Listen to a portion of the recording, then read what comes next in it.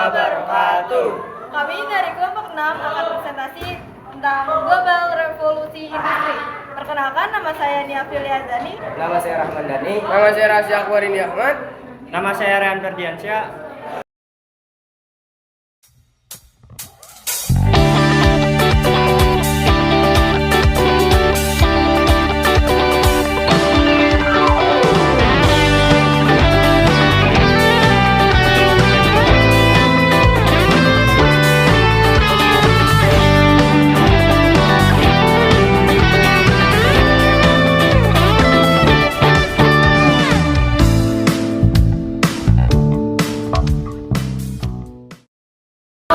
Saya Rahman Dhani, saya akan menjelaskan fakta penting global revolusi industri.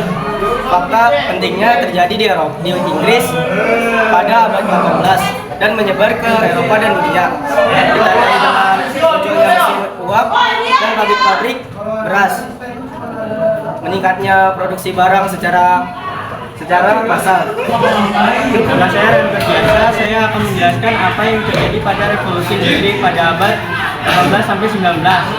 Yaitu yang pertama, transisi dari produksi manual ke mesin. Dua, yaitu ada pengembangan mesin uap. Yang ketiga itu ada pertumbuhan industri. Terus yang keempat itu ada urbanisasi. Selanjutnya saya akan menjelaskan siapa yang terlibat pada revolusi industri pada abad 18 sampai 19. Yaitu yang terlibat yang pertama ada penemu dan inovator. Yang kedua ada pengusaha dan industri realis.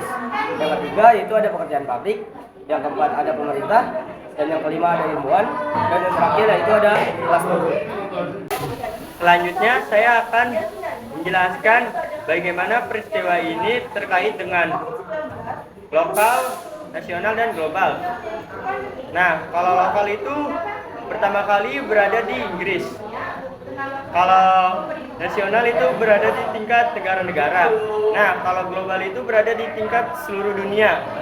Saya Nia Filiazani akan membacakan persamaan dan perbedaan antara revolusi industri abad ke-18 hingga 19 dengan peristiwa lain, yaitu persamaannya mempengaruhi aspek sosial, memperluas hubungan antar negara, dan membawa perubahan besar dalam kehidupan manusia. Sedangkan perbedaannya, revolusi industri andaikan mesin dan tenaga uap, sedangkan revolusi digital fokus pada teknologi digital. Sedangkan revolusi industri berdampak besar pada lingkungan atau polusi dan pabrik. Ini akan membacakan hubungan revolusi industri abad ke-18 hingga 19 dengan masa lampau, masa kini, dan masa depan. Masa lampau masyarakat bekerja bertani, sedangkan masa kini yaitu berteknologi lebih maju, mesin modern. Masa depan yaitu lebih canggih, mungkin pekerjaan manusia akan digantikan dengan robot. Namun tantangannya yaitu pengangguran dan tingkat pekerjaan menurun.